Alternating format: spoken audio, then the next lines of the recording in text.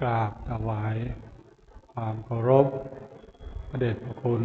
หลวงพ่อพระธรรมวชิรโกศล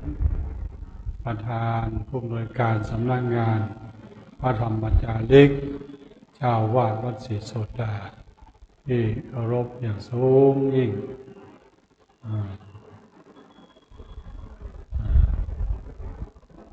เจริญพร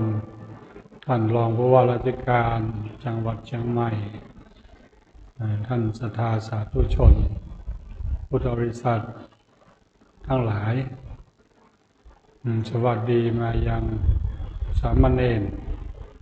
และนาคผู้ที่มุ่งการบรรพชาและผู้ที่จะได้อุปสมบทในโอกาสต่อไปเอามือลงก่อน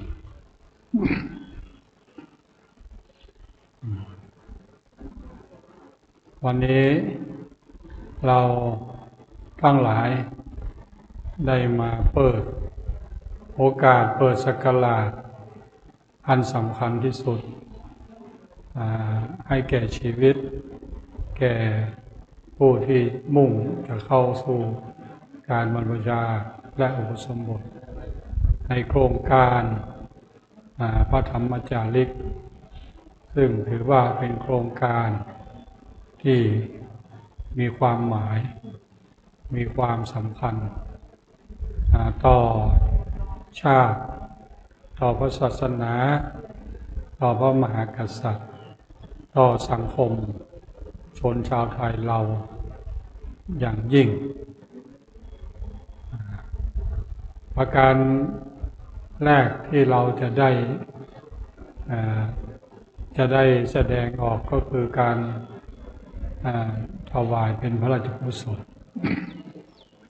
การบรรพชาก็ดีการอุปสมบทของเราก็ดีเราจะได้น้อมถวายเป็นพระราชกุศลแด่พระแด่บุคคลแด่ผู้ที่มีความสำคัญหลักเป็นสถาบันหลักก็คือสถาบันกษัตริย์สถาบันของเรามี3สถาบันคือสถาบันชาติศาสนาสถาบันพระศาสนาและสถาบันพระมหากษัตริย์ชาติเราได้เกิดมาแล้วเกิดมาอยู่ในชาติไทยเราได้ชื่อว่าเป็นคนไทยเชื้อชาติไทยสัญชาติไทยไทยเราก็ประกอบด้วยพระพุทธศาสนาเป็นหลักอันนี้คือสถาบันพระพุทธศาสนาเป็นสถาบันรองลงมาแล้วถัดนั้นไปก็สถาบันพระมหากษัตริย์ตามรายงานที่ท่านรองเจ้าคณะจังหวัดรองประธานกล่าวรายงานว่าเมื่อบรรพชาอุปสมบทเรียบร้อยแล้วจะได้น้อมถวายเป็นพระราชกุศลแด่พระพันปีหลวงแล้วก็น้อมถวายเป็นพระกุศล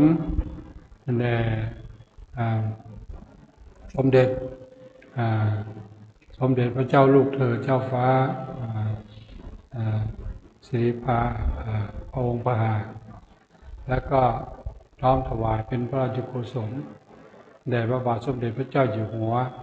ในวันเฉลิมพระชนมพรรษาหลักการใหญ่ๆขนาดนี้นี่ถือว่าไม่ธรรมดาจากที่พวกเราเป็นประชาชนคน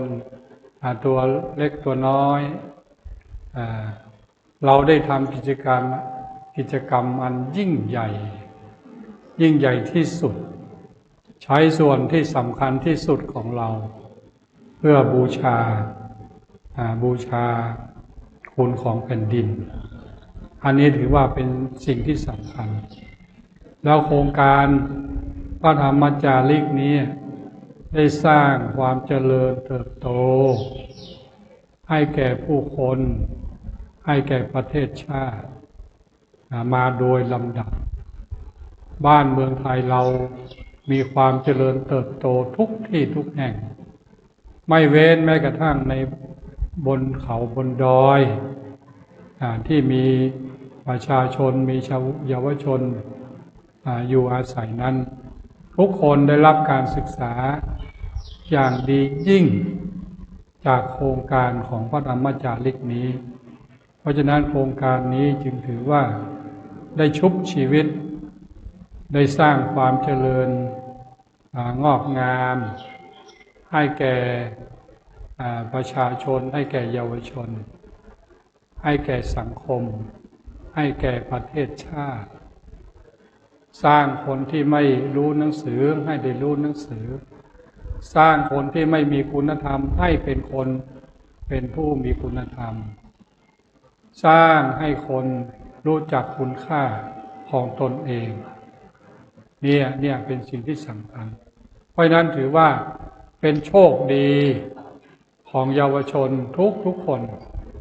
ที่ได้เข้ามาร่วมในโครงการนี้โครงการนี้ยังคงอยู่ตราบใดก็เป็นโอกาสให้เยาวชน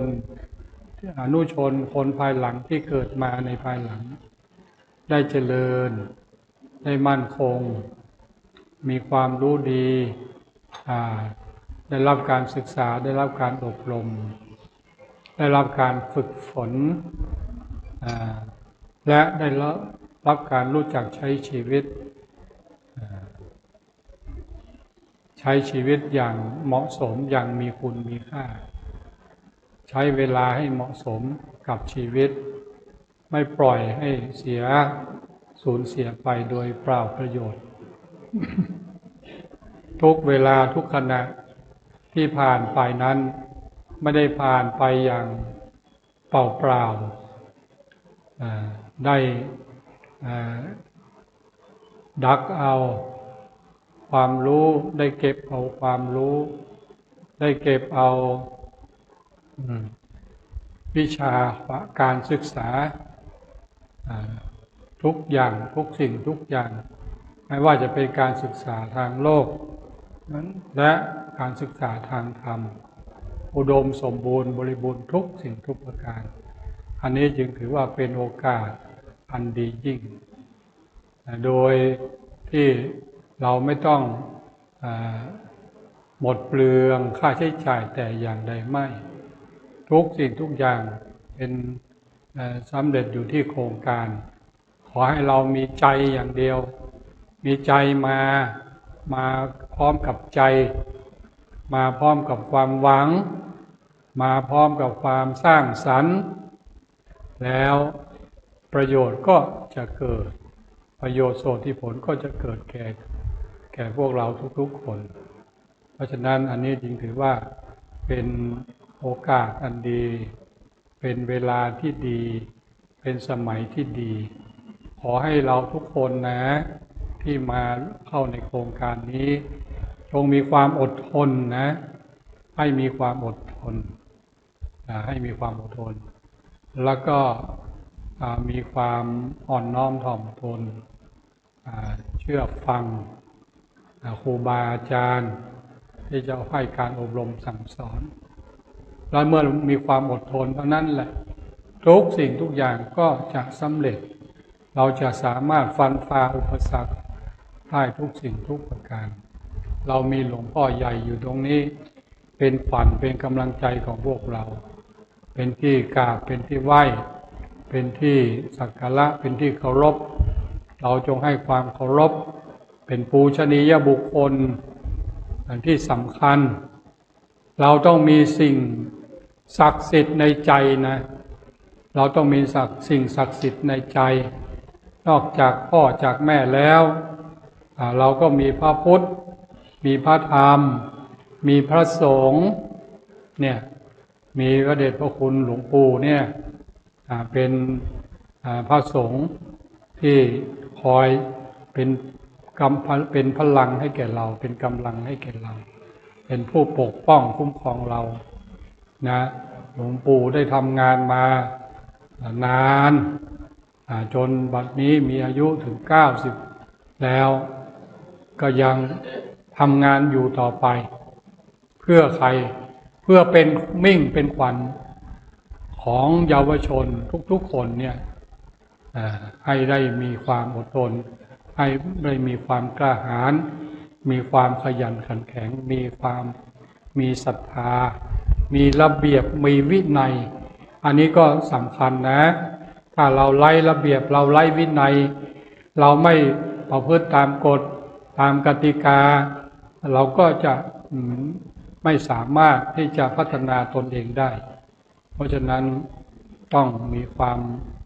อดทนมีความเข้มแข็งแล้วก็มีเป้าหมายในชีวิตที่สำคัญเมื่อนั้นความเจริญรุ่งเรืองความสำเร็จก็จะเกิดมีขึ้นแก่เราทุกๆคนนะหลวงพ่อก็ขออนุโมทนาก็ขออำนวยพรขออำนาจแห่งคุณพระศรีรัตนตรัยบุญกุศลบุญญาราศีทั้งหลายคุณมารดาบิดาได้ปกปักรักษาคุ้มครองพวกเราทุกๆคนให้ปราศจากทุกข์โศกโรคภัยพยันตรายมีความสุขมีความเจริญอย่าได้เจ็บอย่าได้ไข้สามารถที่จะบรรลุวัตถุประสงค์ตามที่โครงการได้ตั้งไว้และประสบผลสำเร็จทุกๆคนขอให้ทุกคนเจริญด้วยจตุพิธพรชัยมีอายุวันนะสุขะภละปฏิภาณธรรมสารคุณสารสมบัตินึกคิดประสงค์สิ่งใดก็ขอให้สำเร็จสมใจปรารถนาจงทุกประการทุกท่านทุกคนด้วยเถิดสาธุ